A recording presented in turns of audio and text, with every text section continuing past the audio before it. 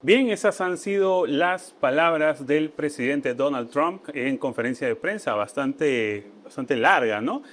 Han mencionado, han dado detalles de la operación y bueno, lo que se espera de Venezuela hacia el futuro respecto a lo que piensa hacer el gobierno de Estados Unidos.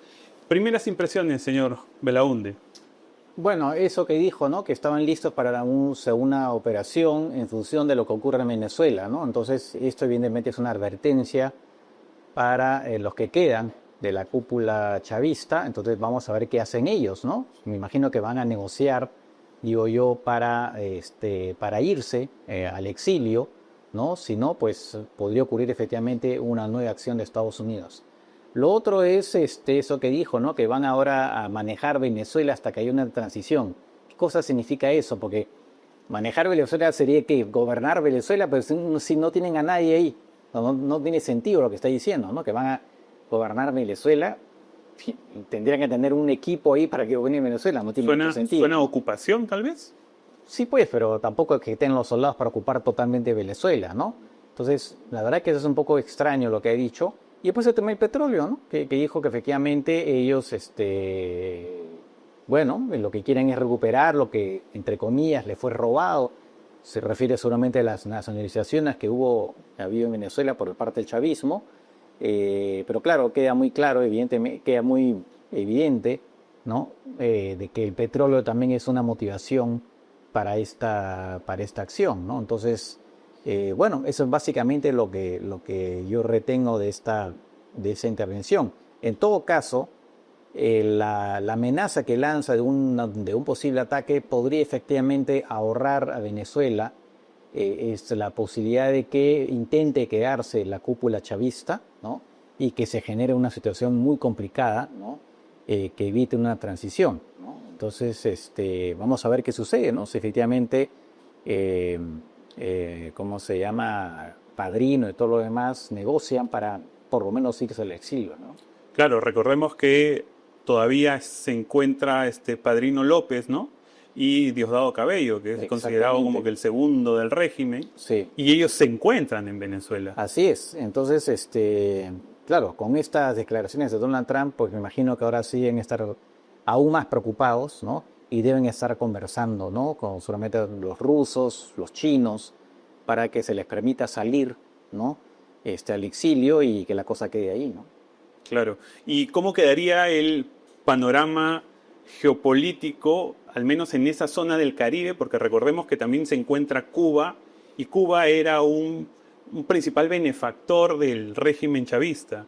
Sí, claro, ellos seguían recibiendo, a pesar de todos los problemas de Venezuela, seguían recibiendo petróleo, aunque es verdad que México también le está ayudando a Cuba, ¿no?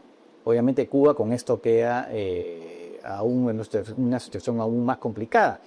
Pero además el otro tema es, no vaya a ser que también haya una acción contra Cuba. Si la han hecho contra Venezuela, podría eventualmente hacer algo contra Cuba, ¿no? Me imagino que alguien de origen cubano como Rubio seguramente debe estar empujando dentro de la administración de Estados Unidos para que haya una acción similar también contra Cuba, aun cuando no se ha mencionado esto. Más bien Donald Trump está hablando de México, ¿no? Diciendo que en realidad quien gobierna México no es la señora Sheinbaum, sino que está en manos de los cárteles de la droga, pero no ha mencionado todavía a Cuba, ¿no? Pero yo imagino que alguien como Rubio debe tener una idea de una posible intervención también contra Cuba, ¿no? ¿Hasta qué punto la retórica del narcotráfico, que es la retórica que ha utilizado el gobierno de Donald Trump para justamente justificarse, ¿no? ¿Hasta qué punto esta retórica le va a seguir sirviendo? Porque recordemos que el narcotráfico abarca muchos países, al menos en esa zona. Tenemos Colombia, tenemos México, como menciona.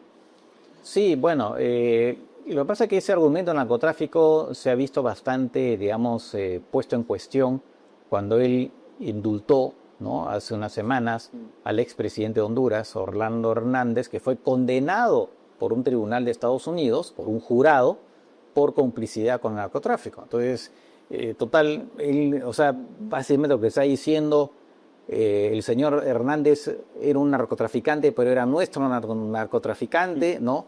Y en cambio el señor Maduro no. Claro, dirá, no, lo que pasa es que en realidad fue una acusación infundada, todo lo demás, pero se mete en el funcionamiento de la justicia de Estados Unidos, ¿no? Claro, ese lo ha mencionado mucho el tema del narcotráfico, pero ese argumento pierde fuerza ante ese antecedente y también por el hecho que está también el argumento del petróleo, ¿no? Claro que sí. Se menciona por ahí el tema de la famosa ya doctrina Monroe. Él parece que la rebautiza con su nombre, ¿no? En una de las citas que menciona, de acuerdo con nuestra nueva estrategia de seguridad nacional, el dominio de Estados Unidos en América Latina no será cuestionado nunca más. ¿Qué opinas sobre esta frase? Sí, bueno, ese efectivamente es decir de manera abrupta, digamos, y sin tapujos, ¿no? Que Estados Unidos está ahí va a dominar América Latina, ¿no? Entonces, claro, todos los que hablan de imperialismo, ahí tienen pues el argumento perfecto, ¿no? Efectivamente, Estados Unidos vuelve con Donald Trump a un imperialismo, digamos, mucho más abierto, ¿no? Que el que ha podido haber antes, ¿no? Entonces, sí es terrible esa frase porque lo que quiere en el fondo es alinear a América Latina con los objetivos de Estados Unidos.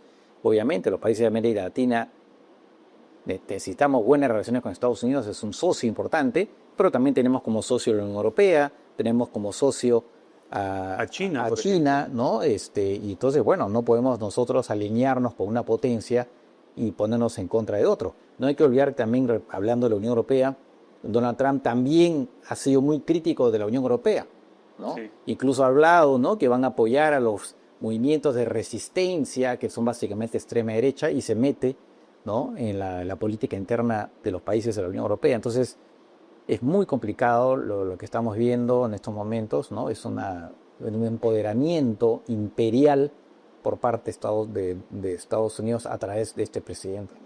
¿Y en dónde queda en todo caso la posición de María Corina Machado y, bueno, Edmundo González Urrutia? Recordemos que, como bien menciona, ¿no?, citando, ¿no?, vamos a gobernar el país hasta que podamos hacer una transición segura, adecuada y sensata, es lo que mencionó Donald Trump. Sí, pues, yo no sé, eso para María Corina Machado, eso debe ser difícil de procesar, ¿no? ¿Cómo es eso que Estados Unidos va, ¿no?, a hacerse cargo de Venezuela? Sobre todo, ¿de qué manera? ¿No? Bueno, van a tener, claro, ellos tienen que lidiar con eso, como ella que tuvo que lidiar con el hecho que ganó el Premio Nobel de la Paz, y eso por supuesto no le gustó a Donald Trump, ¿no? Y incluso cuando Donald Trump habló de la persona que había ganado el Premio Nobel de la Paz, dijo, la persona que ganó el Premio Nobel de la Paz, ni siquiera mencionó a María Corina Machado, ¿no? Entonces se ve que queda un poco como... Hay como que un cierto recelo, ¿no? Sí, pero ella queda un poco, efectivamente queda como una persona que al final está siendo puesta en una posición un poquito casi humillante por parte de Donald Trump con este tipo de declaraciones. Y el propio, por supuesto, Edmundo González, ¿no? Claro, por supuesto, están felices que caiga Maduro, pero por otro lado están apareciendo un poco como peones, ¿no? Podrían aparecer en todo caso eventualmente como una especie de peones de Donald Trump, y más aún cuando él dice que vamos a tomar el negocio petrolero en Venezuela. Eso ha sido bastante alarmante, por darle algún adjetivo, el tema del petróleo, ¿no? Se da la idea de que las intenciones tal vez eran otras. No, eso es muy claro, si él mismo lo dice, ¿no? Él mismo lo dice, vamos a recuperar el petróleo que nos han robado, ¿no? Lo cual es una barbaridad, ¿no? Por supuesto, el régimen de Chávez, de Maduro, impresentables, ¿no?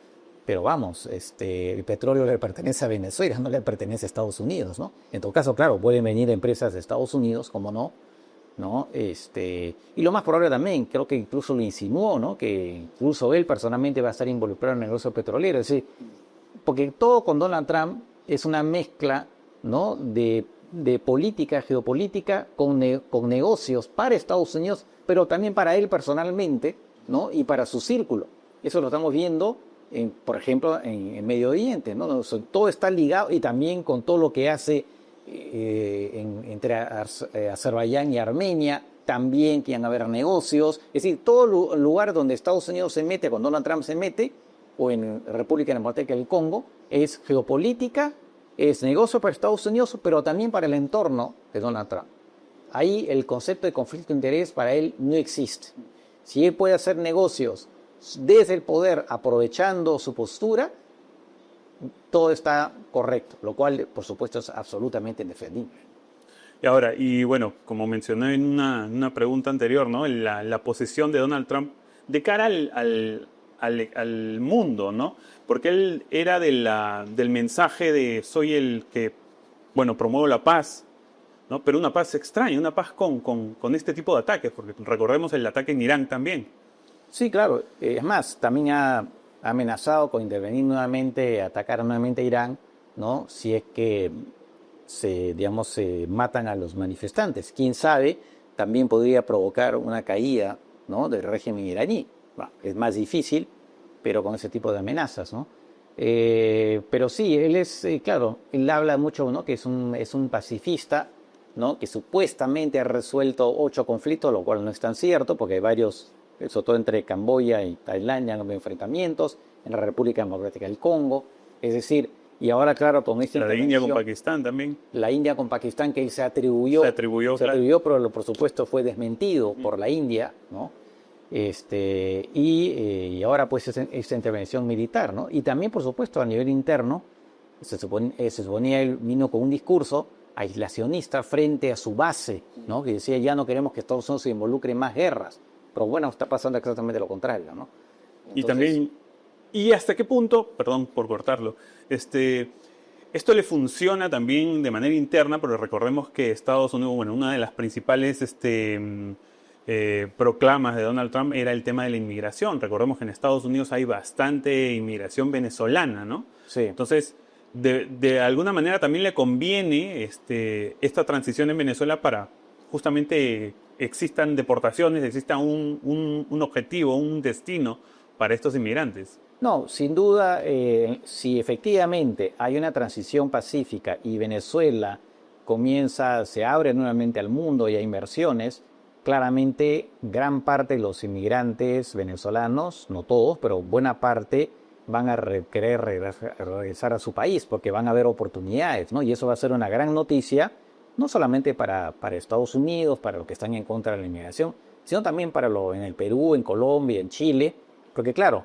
es un problema que por lo menos se va a resolver en parte, ¿no?